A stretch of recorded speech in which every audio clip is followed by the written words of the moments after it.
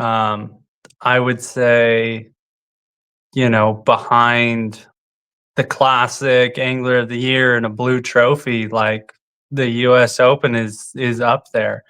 And to win it, I mean, I've seen the trophy, I've seen the names that have won it, and I've followed it my whole life, and I've seen all of my heroes win it, and to finally get it done, especially after last year where I was close. I was really, really close. And I fished it I think 3 or 4 times before last year, and I was never I was never anywhere close to even trying to win that thing. So, after kinda tasting it last year, getting really, really close, to get it done this year, man, it's a dream come true. It's something, like I said, it's up there with all the big national tournaments, and to get it done, especially being a West Coast guy means the world to me.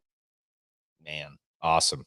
It's the absolute truth. It is one of the historic events, and growing up out west, you always see that as the tournament. I mean, that's the championship. That is the Bassmaster Classic for a Mhm. lot of guys out west, just because that's the historic event that's always been that way. It's in the fall, it's tough, it's on these desert fisheries, which are super unique. I just think are from, and I would love to get your thoughts on this, but like there's no other places. I mean, everything can relate to some degree, but like the Colorado River chain and some of that stuff is like such a unique part of the world, and just the fishing. I Yeah. love it out there.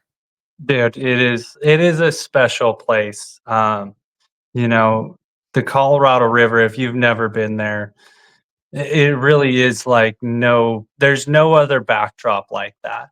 When you can look on the bank and see a coyote chasing a duck, or you can see a group of donkeys on the bank, well, and then you look up on the mountains and you see the bighorn sheep up there. It's a really raw kind of part of the world. And then you got these huge lakes like Mead and Mojave that are just in the middle, and it's almost like an oasis out there.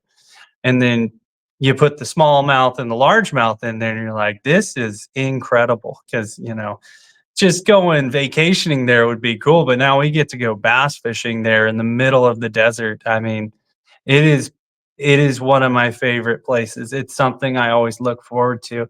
I don't get to go out to the desert very much anymore just because I'm usually back east. So I definitely cherish every chance I get to go there.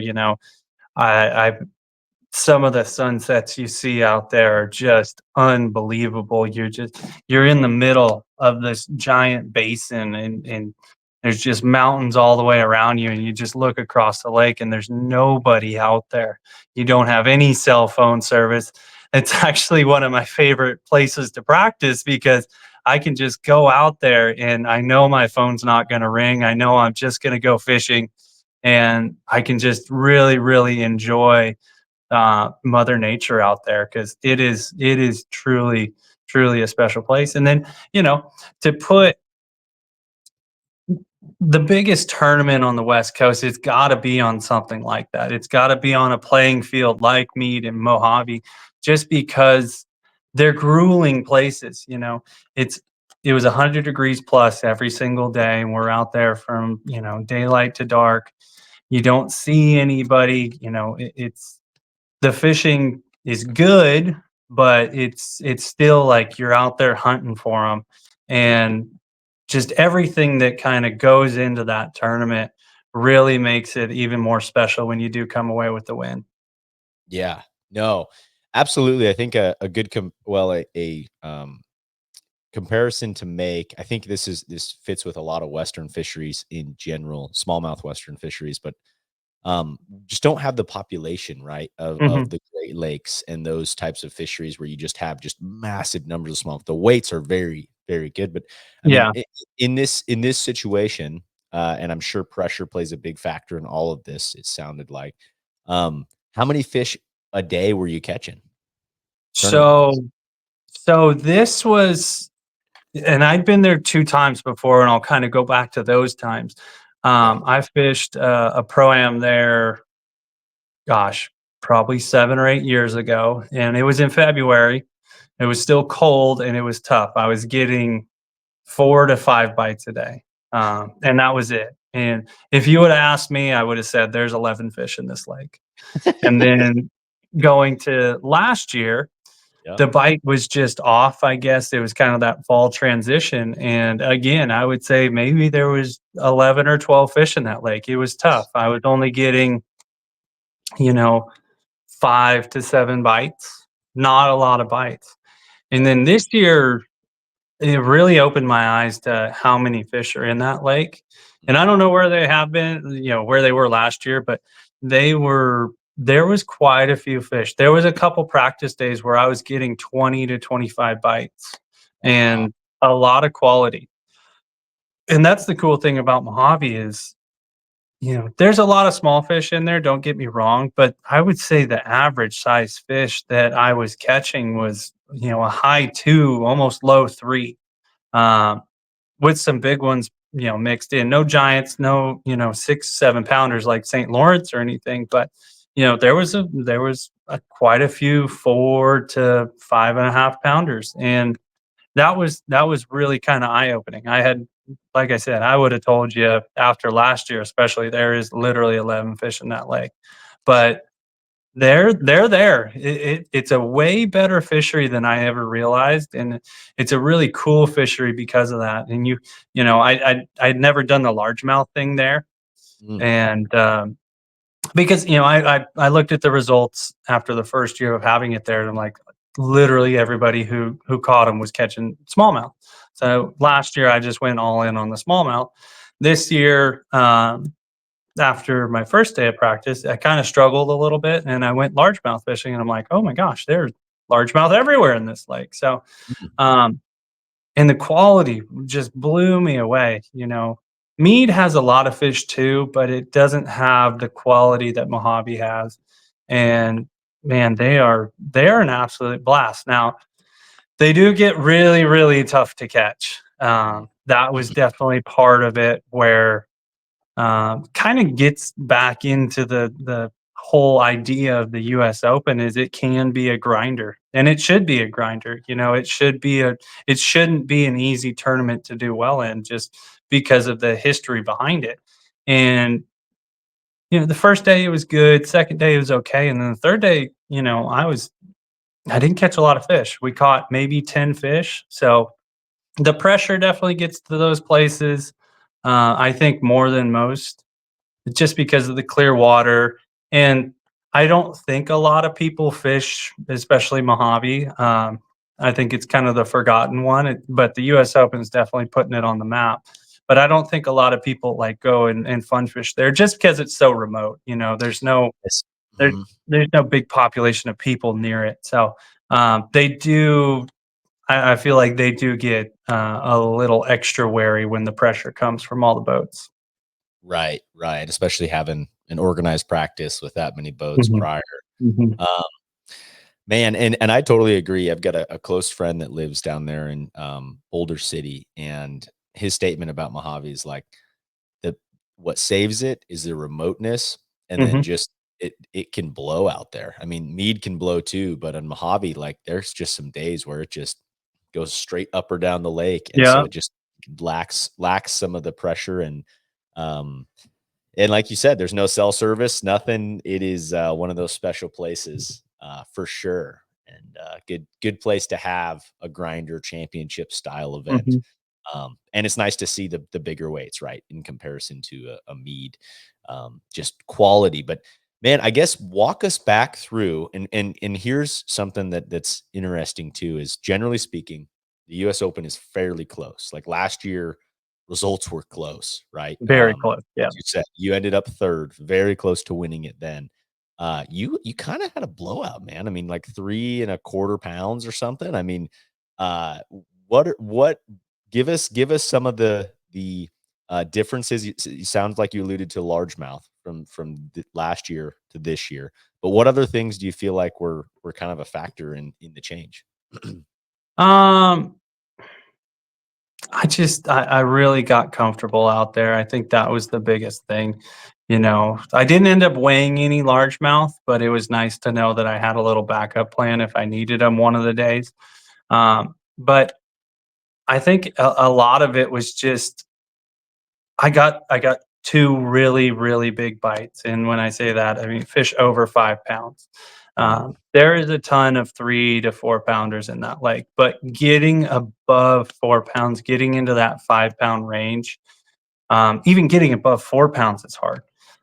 So I really just focused on trying to I mean, it sounds dumb, but it's really what I tried to do was focus on where I knew I could catch a fish over 4.5 pounds because those are the difference makers on there. It's always around 60 pounds is what, if you put 60 pounds in the boat over 3 days, you're going to have a shot on Mojave. But this year, like I really tried to bear down and almost not ignore the 3 pounders, but last year I had to kind of focus on any bite I can get. I didn't really get to target a specific size fish. This year I really tried with how many fish were biting. I really tried to focus on getting those, 4.5+ pound bites.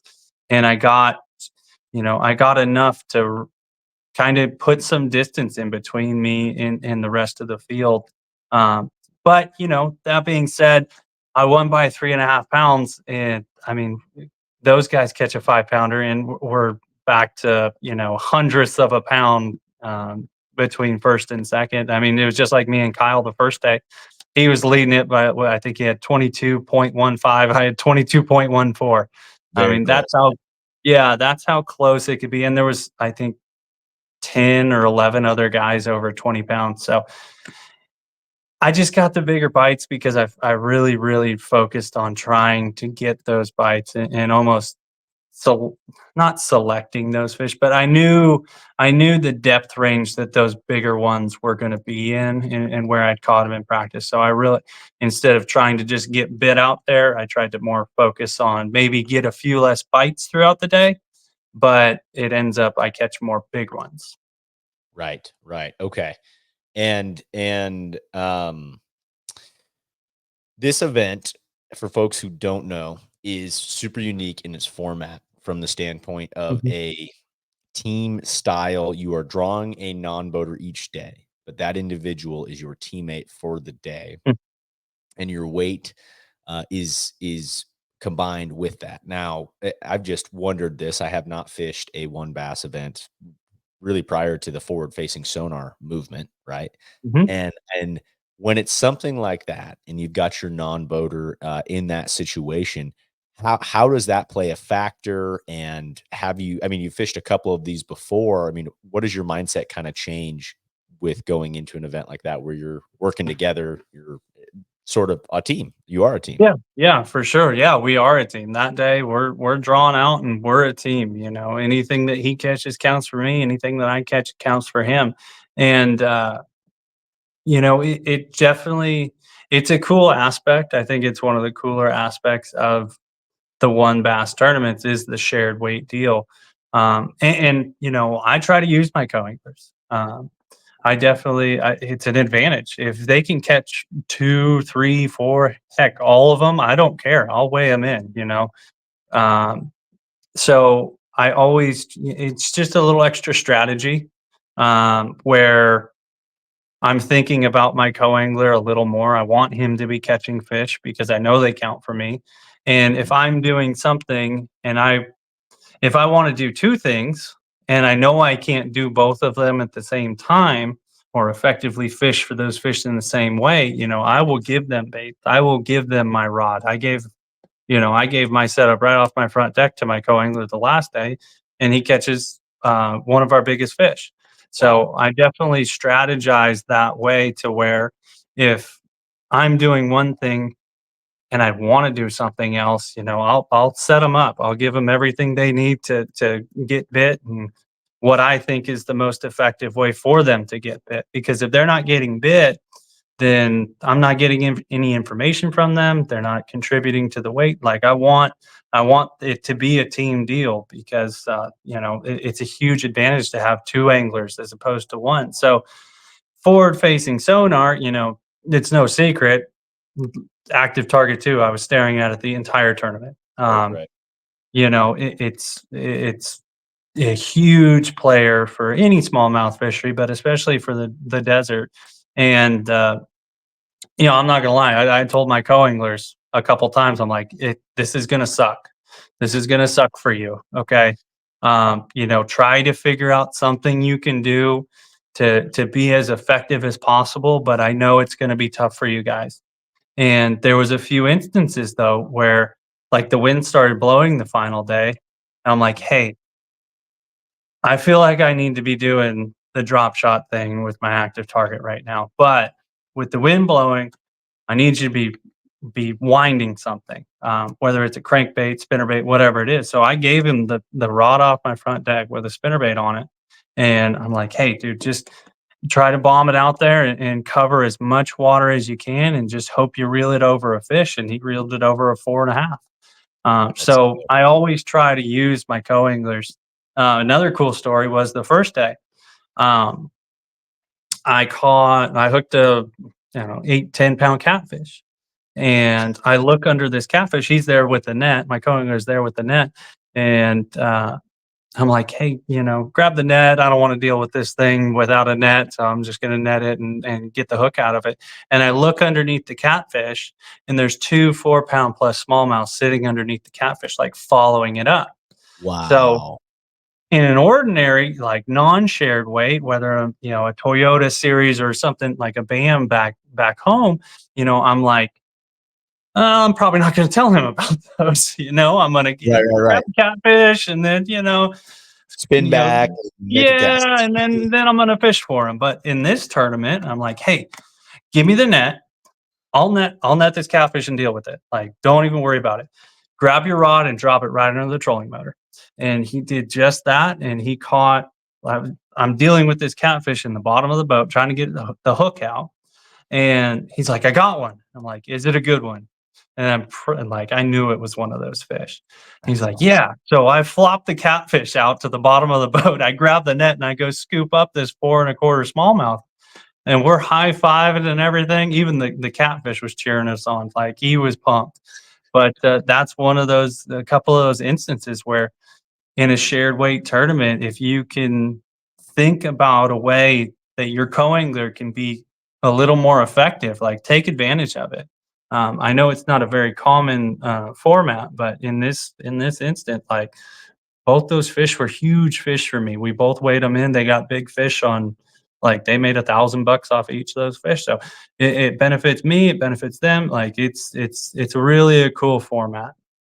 That's awesome, man. That's a really cool story to hear. I've never heard of. I mean, I've seen specifically on the Colorado River chain, and I'm sure in other places, but just with how clear it is, right? You really before forward facing sonar, I learned a lot on those clear fisheries just watching Hmm. fish. But, I've seen smallmouth hanging out with carp. I've seen Yep. largemouth hanging out with Yep. carp, schooling with carp or catfish and that kind of stuff. But that is really cool to hear. You've got a catfish on and there's two smallmouth following it up. It was wild. I looked down there. I'm like, oh my god, we need to catch one of those. Those are huge, and he did. He did. Oh, love it. Love it. Man. And so what did you feel like from last year to this year and in your practice? What made you key in? What do you think those big fish were doing differently that you mentioned that you target from a depth range that you felt like you could get after a little bit differently? Um, what made those fish? Were they chasing something different? Were they eating something different? What was your thoughts on why those big fish were doing what they were doing? The biggest difference is like so last year I was still like trying to learn the lake when I was practicing, and this year I had a really good idea of how it's set up, how those fish moved, what they ate. Kind of a different forage base because they eat. I think they eat. I mean, obviously they eat a lot of crawdads, but they Yep. also eat a lot of bluegill and they eat a lot of baby stripers. And that's one of the biggest things there is when you see that cloud of bait down there. Some guys might think it's shad or something like that, and it's actually baby stripers. I think everybody had probably caught one or two on that lake where it spits up a baby striper, and if you can get around those, it definitely tends to have better quality, And then on top of that, to really target those bigger ones, I would get away from the areas where I was catching a lot of fish, and I would go to more I would target more isolated fish, more fish that are by themselves kind of roaming on their own, and I felt like that was where the better quality was. Mm. Yeah, got it. That makes a lot of sense. Yeah, it's always an interesting thing on all of those lakes. Havasu, they all have striper in them, and I've Mhm. totally seen that exact deal where you have a fish spit up a baby striper, and to think that those are just more protein snacks, right? Yeah, But exactly. for those big smallmouth, and awesome to hear. So walk us through technique wise, rod, reel, everything you had setup wise going that was your kind of A player in this situation, or if it was multiple things. No, it was pretty much I was one rod, one setup guy. It's, a drop shot, I don't think there's a more effective technique for smallmouth than a drop shot, and, my setup, I've used it across the country, from St. Lawrence to Mojave to home to everywhere in between, and it's an Alpha Angler DSR. It's designed by Brandon Polinick and Jake Boomer, and it is one of the best drop shot rods I think I know I've ever used, and I can say that, but I can also explain why a little bit. Mm, That rod is a lot different than your normal drop shot rod. A lot of people and a lot of companies design a rod for sensitivity, and they put a really fast tip in it, and you feel more bites, and I get that. But with braid and fluorocarbon, I'm using 10-pound braid to 6-pound test Seagar Tatsu, and with that, like, you can pretty much feel everything you need. So that DSR is different because things change once you hook the fish. mm, Um, I think uh, too fast of a tip will end up losing you some fish over time.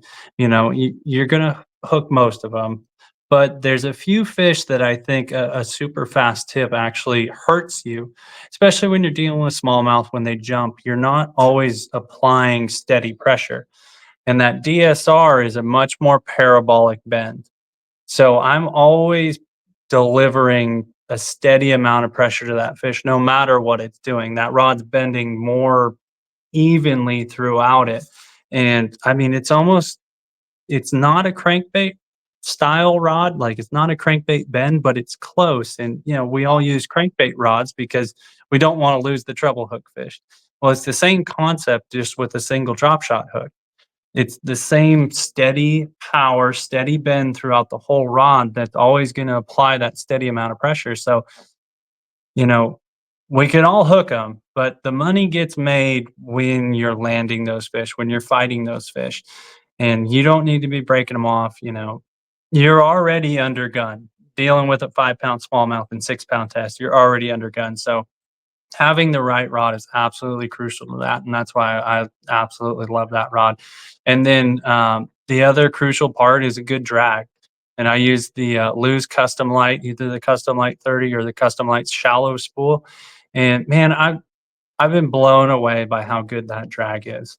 And I say it to everybody, don't buy a spinning reel for anything but its drag. When you're buying a spinning reel, make sure you can buy the best drag you can afford, whatever that may be.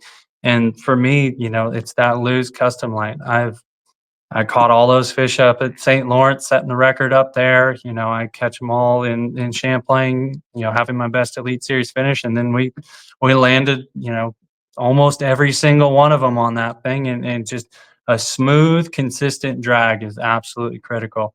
And then the bait, it's just a Strike King half shell, mm, something really kind of it's just not in their face. It's not big. It's something when I do see one on active target, I know I can throw that thing almost on their head and it's not going to spook them off. It's not a big presence. It's something super small, super subtle.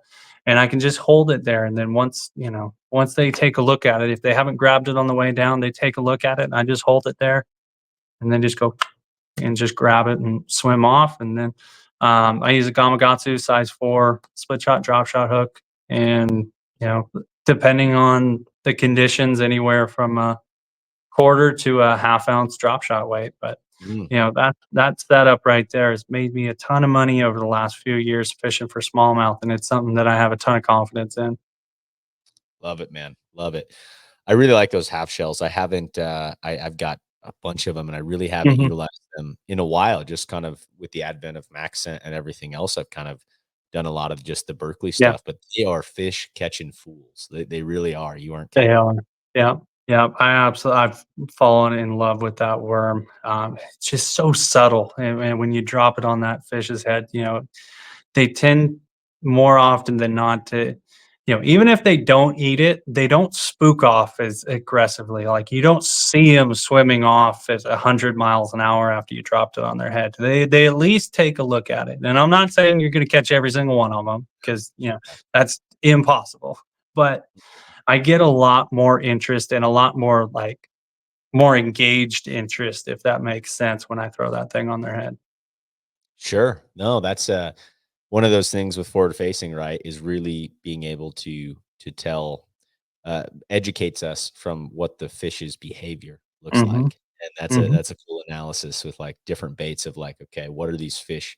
Even if they're not going to bite, do they seem a little more engaged with this Yep. bait? They that kind of a thing. So that's a cool uh, point that you're picking up on with all that. Yeah, yeah, absolutely. That it is no doubt in my mind the most powerful tool we as bass fishermen have ever had. And if you stare at that screen, man, it'll tell you a lot about what those fish are doing, how they're doing it, how they're reacting to your baits. Like that's the coolest thing about it, I Right. think. Yeah, it's great seeing them and everything, but how do they react to your bait? That is the biggest thing. That is the most information, because before that, we're just guessing. But now we can really know and get some really solid data on, okay, that fish showed interest. It swam towards it, swam up to it, but it didn't eat it. So now I need to make a small change. Or, do I throw it out there near that fish and it swims the opposite direction at 100 miles an hour? Okay, now we need to make a major change. Like something went way wrong there. So Mhm. using that information that you get, um, I mean, it's a great tool. I absolutely love it. It's taught me so much about fish behavior, how they act, how they react to our baits, how they react to our presence. Um, their surroundings, like everything, and it's been a super cool tool and something that I've spent a lot of time really trying to learn. Love it, man. Yeah. No, great. How was your from a pressure standpoint, the areas that you were fishing, Mhm. how was the pressure from other anglers? I heard kind of last year, just a lot of pressure in certain areas and Yep. different things between guys. Was it similar for you this year? Or did you find some stuff on your own? No, I never really had anything on my own. It's Mojave's a big lake, but it with 175 boats, it does get quite a bit of pressure, especially, I think there's the off limits is like a week or 10 days before. So they're getting beat up pretty good. And I had no shortage of boats around me the first 2 days.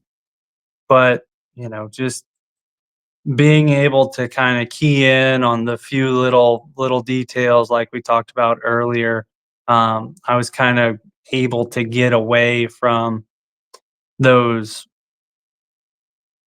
They're not distracting fish, but those like groups of 3 pounders.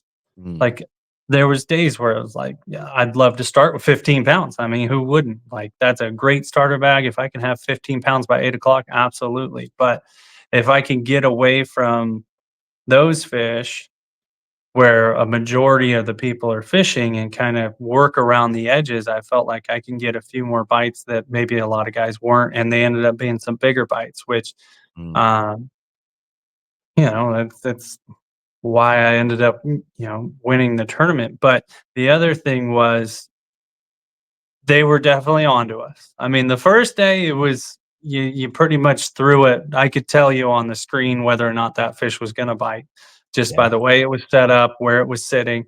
And a lot of them did bite. And then the second day, they got a little smarter. And the third day, they got really, really smart.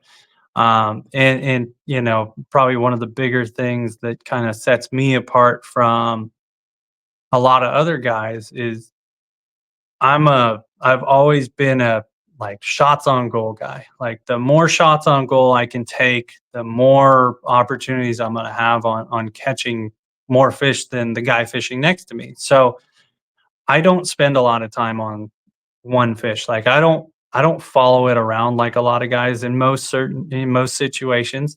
I give them one, maybe two chances, and then I'm on to the next. If that fish doesn't react the way I want to, if it swims away, or if it stares at it for too long and doesn't do anything, or if it swims slowly away, that's like one of the worst things because now we know that fish is really, really educated. So I don't give them a lot of chances. If they show interest and then swim away, I'll give them a couple more shots if they're, not booking it, not just off the screen. But other than that, like it's usually a one shot deal. I throw on it, bites it, it doesn't. Okay, we're on to the next. And I think that way I'm able to cover a lot more water than everybody else. And a lot of those fish, man, they just if they don't swim up to it, they're not they have to almost swim up to it to at least show me that they're gonna do something. If they don't swim up to it, like, it's you're never gonna catch that fish. It's gonna be so hard to catch that fish. It doesn't matter if that fish sits there and stares at your worm, like, I can see that's the cool thing about Lowrance is the active target. I can see with a 12-inch leader, I can still see my bait on the screen. Like, there's no dead spot on the bottom. And I can literally watch that fish just sitting there looking at that little half shell. So if they don't bite it within the first 5 seconds, I'm out. I'm on to the next because I know if I do that enough times, I'll get in front of the right fish or that feeding period will open up, whatever it is. Um, I can generate more bites by just throwing at more fish because the more times you throw at a fish, obviously the smarter it's going to get. So if he's already smart enough to like sit there and look at it, the chances of you following that fish around and getting him to bite, I just don't like those odds. You could change baits, give him a different look, but I just keep going down the bank and just try to find that one that hasn't seen 20 drop shots. Right. Find the active one or the one that's Yep. willing to play the game.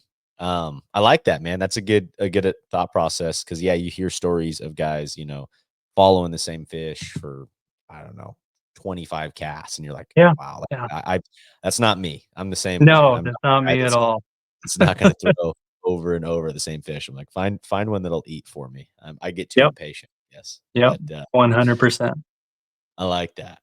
Well, man, it's interesting to see the result wise. Like I'm gonna call this the US Open is the Bryant Smith, the Kyle Grover, the Spencer Sheffield show because looking at 2023, it was Kyle Grover, Patrick Toohey, shout out to him, then yourself, and then Spencer Sheffield. And then you look at it in 2024, and it was you, then Spencer, and then Kyle Grover. It's like, Yeah. wow. Top Yeah. top of the food chain. That's pretty impressive to have three three of the same guys both years in the top 4, I guess would be the Yeah. way to do that. Yeah. And I mean, I think it really just boils down to like those guys are some of the best with forward facing that there is. It's no secret that is a forward facing sonar dominated lake. And, when Kyle won, he won it on forward facing sonar. I know Spencer is one of the best in the country at forward facing sonar. And I think that just shows kind of the consistency that you can have when you really dedicate to learning that thing. And I mean, it's probably going to be the same deal next year. It's going to be forward facing sonar dominated. It's not going to be easy by any means, but that's just the way it is. And when you have smallmouth and clear water where they can go see 20 feet, 25, 40 feet, whatever it is in front of them, you just got to put it in front of them. And that tool on the front of everybody's boat has made us all so much more efficient. You know, I told my co-anglers every morning, hey, it's going to be probably a little weird, but I might make 50 casts today, but every single one of them is going to be at a fish. I promise you that. So, you know, those guys have figured it out. I've spent a ton of time with it too. And, you know, I saw the way it was going and I was like, I need to learn this thing. This is how I pay my bills, you know. Right. Fishing tournaments. That's how I, you know, pay the mortgage, feed my family. So I knew how important it was going to be, and I committed to really learning it. And you know, there's no secret. That's why those guys are so consistent. It's because they're some of the best with it. I love it, man. Well, just good to see the hard work pay off for you from that standpoint of putting in the time with technology. Um, Speaking of paying the bills, man, tougher Elite Series season for you. Ended up Yep, a 64th AOY. It's got to feel great to come back and win this one. Get some heavy points on the boards from a monetary standpoint. absolutely, man. Yeah, yeah. It's no secret. I definitely struggled out there this year. It's just one of those years where it's not that I didn't have confidence. It just a lot of the times I felt like I was second guessing myself a lot. Um, Mm. you know, I felt like there was something else better out there and I wasn't just focusing on what I was doing. And that's always been my thing was just catch what you can catch what you're on. You know, it's what Gerald Swindle said in one of his seminars years ago is just if you're on 10 pounds, go catch 10 pounds. And then you can worry about upgrading after that. And that's something I've always kind of really taken to heart. And I Mm. got away from that a lot this year, where I would go and try to find the magical thing and just totally ignore, hey, I'm on 13 pounds a day. There's nothing wrong with that to start there. Get that in the boat, and then we can worry about upgrading. And, you know, momentum's such a big thing in this sport too, where if you have a bad event, and which I started out terribly. I think Toledo Bend, I was like 99th, 98th, something like that. It's hard when you're fishing behind the eight ball, and it's hard to kind of get that ball rolling in the right direction again. But um, you know, this win, not only was it like the coolest win ever in my career, but it was also Yeah. the biggest money win I've ever had. You know, Billy, he likes to pay out the money, man. One Bass, they do it up right, and you know, $70,000 check and a, you know, 70 to $80,000 boat, whatever it ends up selling for. Uh, that's going to be huge for me and my family. You know, that gives us some breathing room.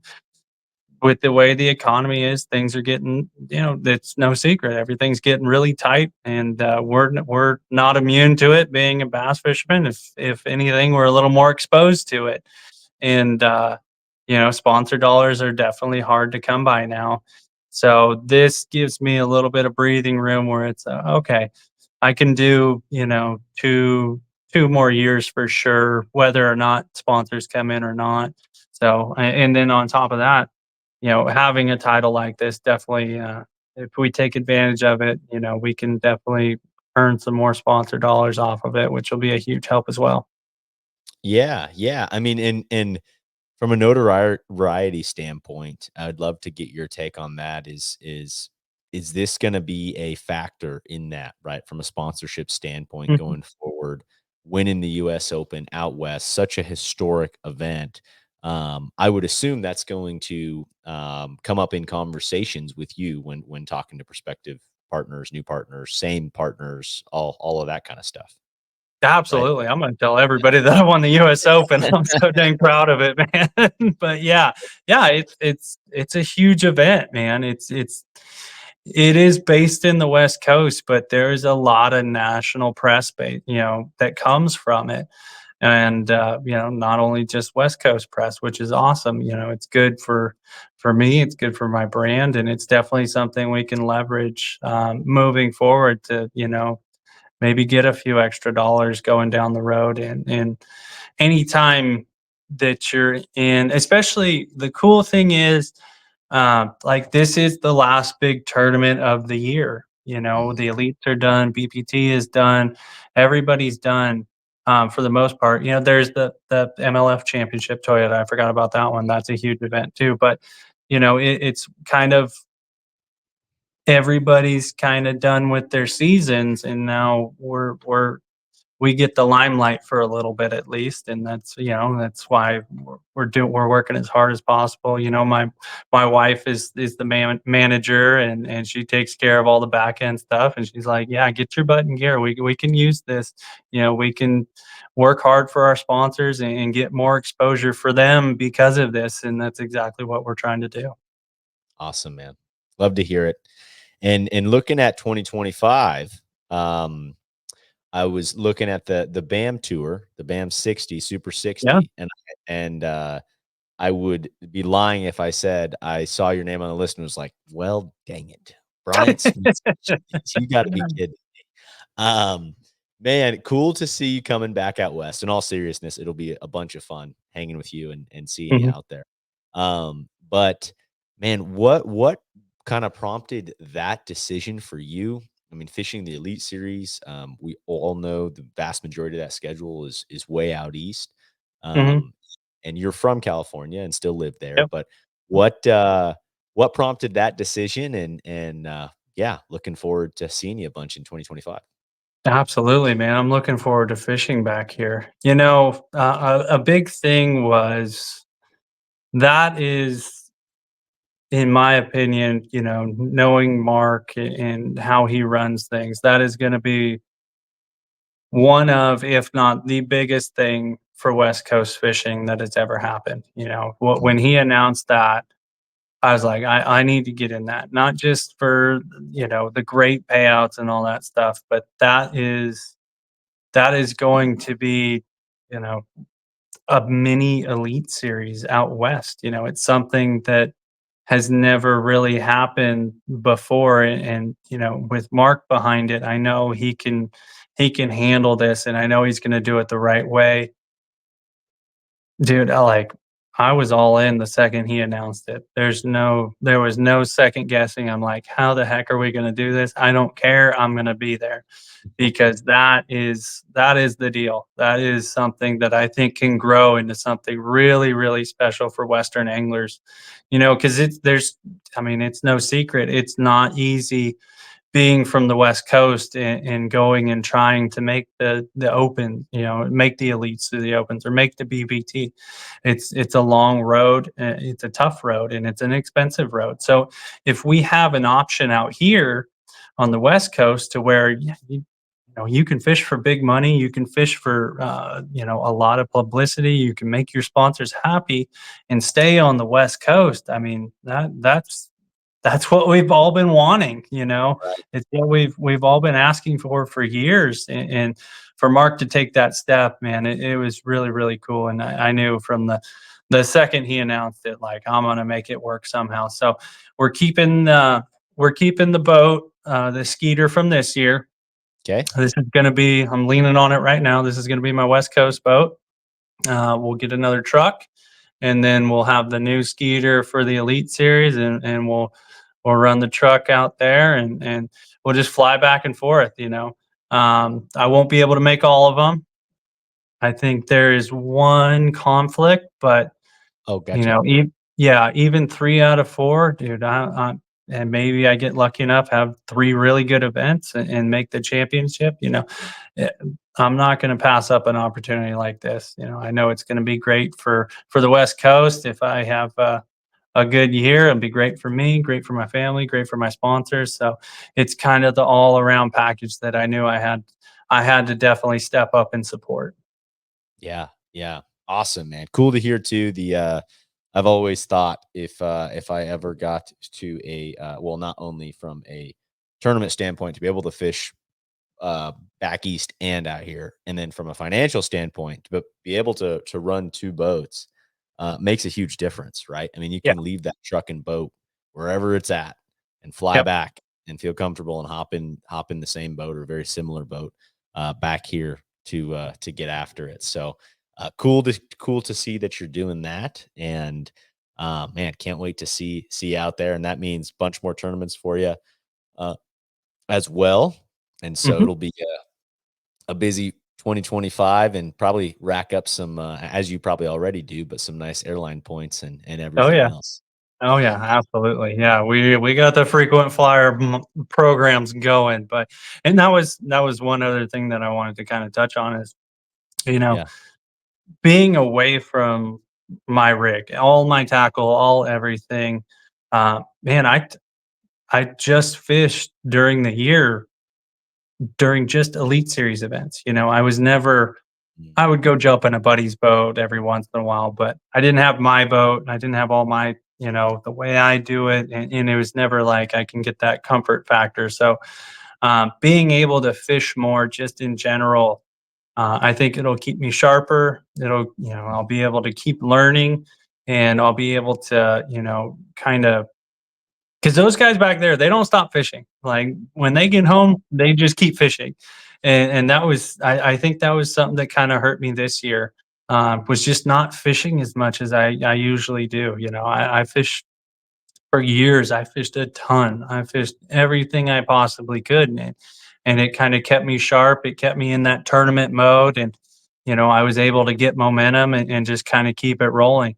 And now this past year, I wasn't able to do that just because my rig is, anywhere from 1,400 to 2,700 miles away. So Yeah. now that I have that, I'll be able to, I think that'll definitely help me as an angler kind of stay sharp. Heck yeah, man. Love to hear it. No, I think that'll be great for you just from a fishing standpoint. I didn't really think about that. If your rig is always parked somewhere, Hmm. um, and you're back home with the family and all of that, it's like you can't really go jump on the water for a couple hours or for Yeah. a day and go Hmm. get and do something. So uh, cool to hear that that you're making that move to do all of that. Now, will you be at the U.S. Open as well, 2025? I would presume. Got to come back if you can.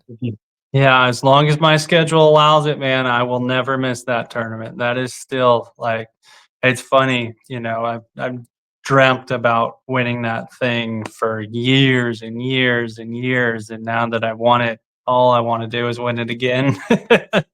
Like I love it's uh I won't stop thinking about that tournament until it comes around again. That is truly one of my favorite tournaments to fish in the West. Man, it's the most noteworthy. That is, there's no doubt about it with the U.S. Open. And man, just a mega congrats. I think we'll kind of wrap things up here with that. But what a end cap to the season. Fired up for you, man, and what this means for your career, and can't wait to see all the future endeavors with yourself. Awesome, man. No, I appreciate you having me on. You guys are doing such a great job with the serious angler and everything. I always try to watch as much as I can, and appreciate you having me on. Appreciate the kind words, and man, I couldn't be happier to take that trophy home. Appreciate it. Appreciate it. All right, Bryant. Well, man, you take it easy, and I'm sure you've got a pile more interviews. I know for coming up in the future. Talk to Bailey, and you are headed to the Serious Angler Show here in a couple of weeks. So, looking forward to listening in on that as well. But thanks for the kind words as well, and man, have a good rest of your night. All right, you do the same. We'll catch you later.